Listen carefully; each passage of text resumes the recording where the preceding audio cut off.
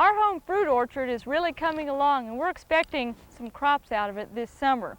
However, as you get out this winter time and look through your own home fruit orchard, take a look at the trees. You may notice that some of the buds have shriveled up a little bit from the cold. However, there are some trees that are extremely winter hardy. Now this one behind me and the one right here are both Asian pears. This variety is Yakumo, and that's Shojuro back there. You need two for cross-pollination. Now Asian pears are what some people call the apple pear.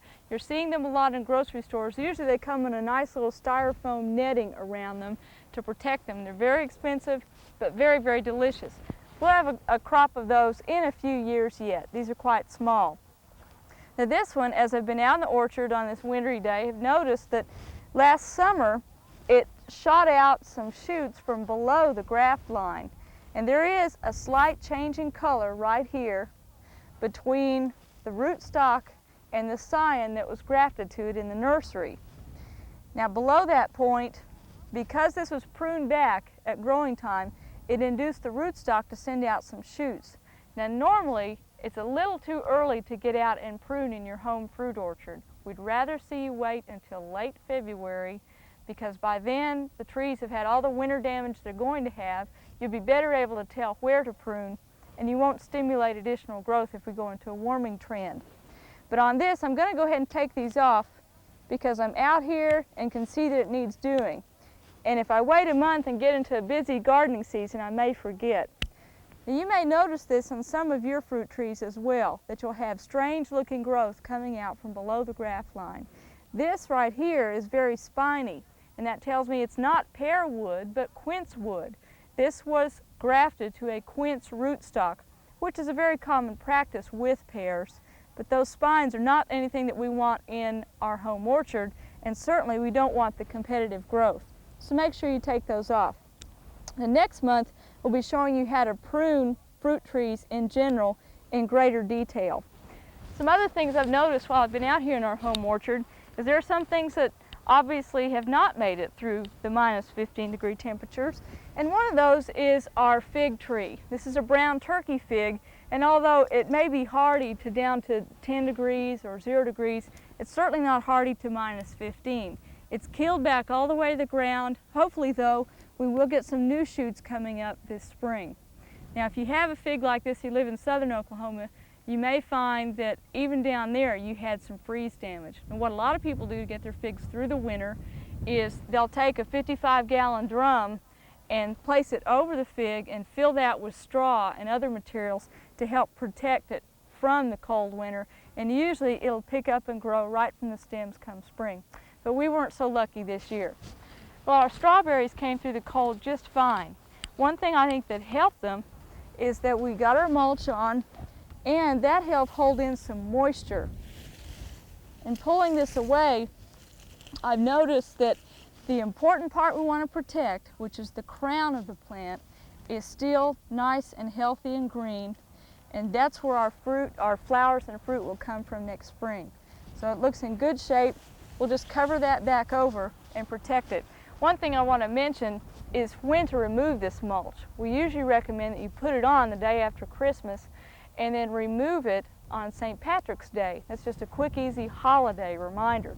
One thing I forgot to mention over in the vegetables is I'm getting a lot of questions right now from people wanting to know when to sow their vegetable seed and when certain things can go in the ground. We have an OSU planting guide for both fruits and for vegetables to give you those dates.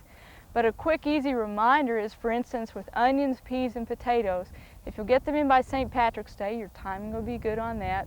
And then if you're sowing warm season crops such as peppers and tomatoes, try to get them sown indoors by Valentine's Day. Then you'll have the 6 to 8 weeks to go before setting them out in the garden. That's just a good rule of thumb for getting those seeds sown indoors. Right now we have some ornamentals that did get some winter damage. Let's take a look at those.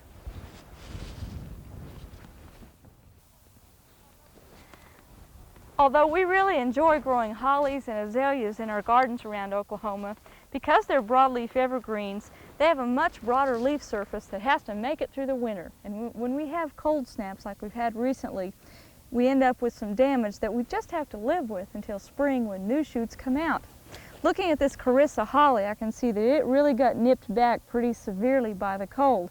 However, the stems are still green and very limber and in good shape. The foliage is damaged though, but it'll be all right.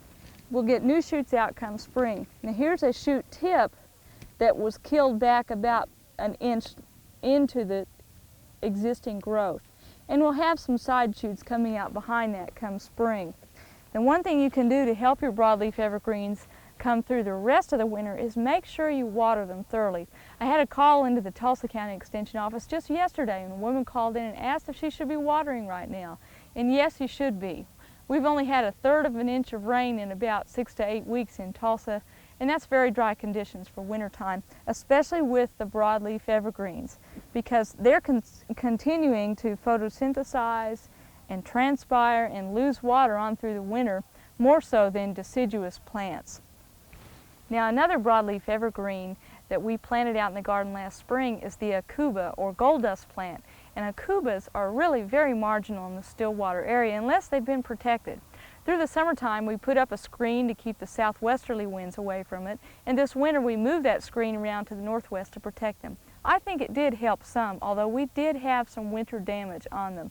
However, again, the stems are quite healthy, some of the shoot tips are still just fine, and I think they'll pull through okay. We hope you've enjoyed this classic from the Oklahoma Gardening Vault.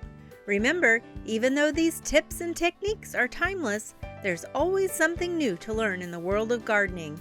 By subscribing to both Oklahoma Gardening and OK Gardening Classics, you'll have access to a wealth of gardening knowledge, both classic and contemporary.